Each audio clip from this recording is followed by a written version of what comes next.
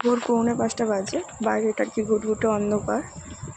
তো আমি এখানে এখন রেডি হব, চলো। তো এই জামাটাই পরবো এখন। তো দেখো চটপট চেঞ্জ করে চলে আসলাম। এই যে আমার ফাইনাল লুক।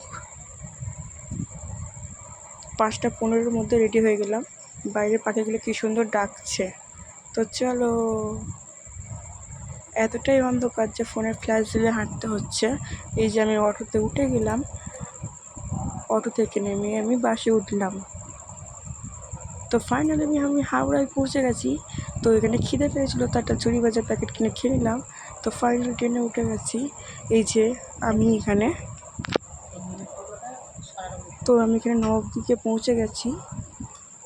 তো ওই লঞ্চ পেরিয়ে আমরা মায়াপুরে যাব। তো এখানে মহাপ্রভু ভোগ দিচ্ছিল, আমি মার বাবার সেবা করে নিলাম। লঞ্চে এতটাই ভিড়, দেখতেই পাচ্ছ জলটা কি সুন্দর লাগছে।